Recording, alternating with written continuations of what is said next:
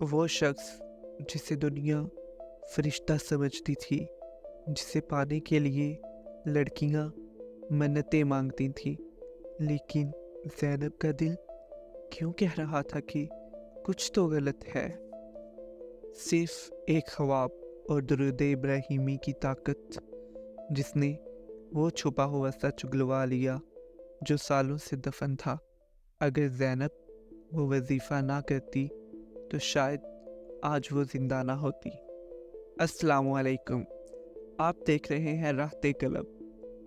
زندگی کے فیصلے کبھی کبھی انسان کو ایسے دوراہے پر لا کھڑا کرتے ہیں جہاں عقل ہار جاتی ہے اور منطق خاموش ہو جاتی ہے۔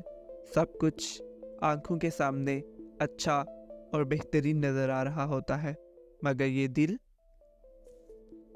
یہ دل کیوں نہیں مانتا؟ یہ دل کیوں ڈرتا ہے؟ آج کی کہانی زینب کی ہے۔ یہ آج کے دور کی ایک ایسی سچی داستان ہے جو آپ کو یہ سوچنے پر مجبور کر دے گی کہ جسے ہم وہم کہتے ہیں، وہ دراصل اللہ کی طرف سے وارننگ بھی ہو سکتی ہے۔ زینب کے لیے ایک رشتہ آیا تھا۔ لڑکے کا نام احمر تھا۔ بظاہر احمر میں کوئی کمی نہیں تھی۔ وہ خوش شکل تھا، اچھی نوکری تھی، خاندان معزز تھا اور گفتگو میں اتنا شیریں کہ کوئی بھی اس کا گرویدہ ہو جائے۔ زینب کے والدین کی خوشی کا کوئی ٹھکانہ نہیں تھا۔ ماں کہتی تھی، بیٹی تیرے نصیب جاگ گئے ہیں، ایسا لڑکا تو چراغ لے کر ڈھونڈنے سے بھی نہیں ملتا۔ سہیلیاں احمر کی تصویر دیکھ کر رشک کرتی تھی۔ ہر طرف مبارکبادوں کا شور تھا، شادی کی تیاریاں عروج پر تھیں۔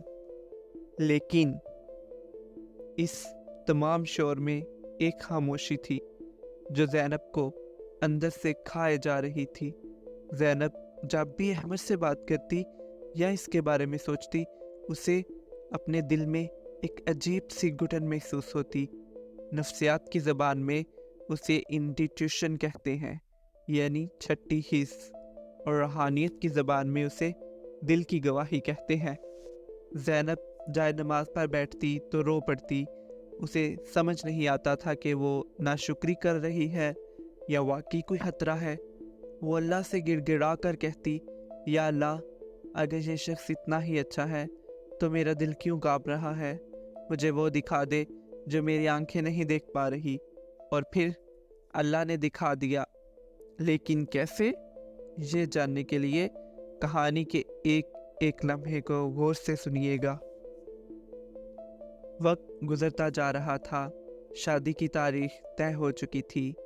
زینب کے گھر والے تیاریوں میں مصروف تھے، لیکن زینب کی راتوں کی نیند اڑ چکی تھی۔ ایک دن زینب اور احمر کی فون پر بات ہوئی۔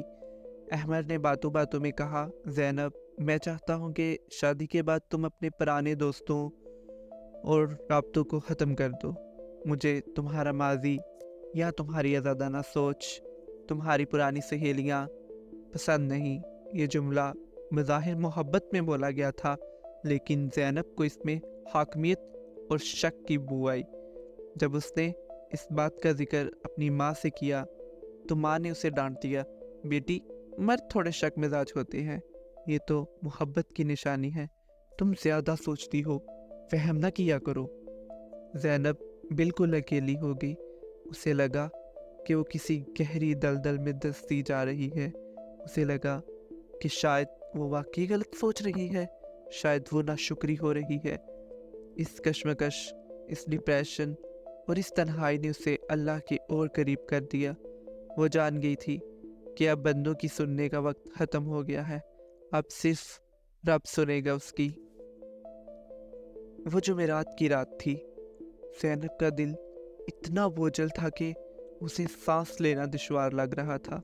اس نے وضو کیا، مصلے پر آئی اور وہیں سجدے میں گر کر پھوٹ پھوٹ کر رو پڑی۔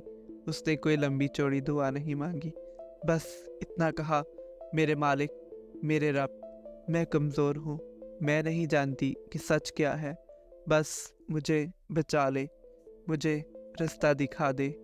روتے روتے وہ وہیں جائے نماز پر سو گئی۔ اس رات اس نے خواب دیکھا۔ ख्वाब में कोई चेहरा तो नजर नहीं आया, लेकिन एक इंतहाई पुरसुकून और रौबदार आवाज़ उसके कानों में गूंजी। आवाज़ ने कहा, बेटी, परेशानियों का हल और हकीकत का नूर दरूद इब्राहिम में है। कसरत से पढ़ो, अल्लाह रास्ते खोल देगा। ख्वाब में कोई खास तादाद नहीं बताई गई, कोई दिन मुकर्रर नहीं किया गया, बस ये इशारा था कि दरूद इब्राहिम को अपना ओढ़ना बछौना बना लो। ज़ैनब हड़बड़ा कर उठ बैठी। फजर की अजान हो रही थी। इसके दिल में एक अजीब सा सुकून था। उसे नहीं पता था कि क्या होने वाला है, लेकिन उसे ये यकीन हो गया था कि अब उसकी डोर अल्लाह के हाथ में है। इस सुबह से ज़ैनब की ज़ुबान पर सिर्फ दरूद इब्राहिम था। उठते बैठते काम करते वो बस दरूद पढ़ती रही। अभी ज़ैनब को दरूद शरीफ का विर्द करते हुए कुछ ही दिन गुजरे थे। इतवार का दिन था। ज़ैनब अपनी वालिदा के साथ बाज़ार गई हुई थी शादी की शॉपिंग के लिए। वो एक सोनार की दुकान में मौजूद थी। अचानक दुकान का दरवाज़ा खुला और एक औरत अंदर दाखिल हुई। वो परेशान हाल लग रही थी। वो सीधा काउंटर पर गई और बोली, भाई, ये सोने की चेन बेचनी है मुझे पैसों की सख्त ज़रूरत है। दुकानदार ने उसे बिठाया और उससे चेन लेकर देखी और चेक करने के बाद वो कहने लगा, बाजी, ये तो नकली है, पॉलिश हुई हुई है। औरत के पांव तले से ज़मीन निकल गई। वो वहीं रोने लगी।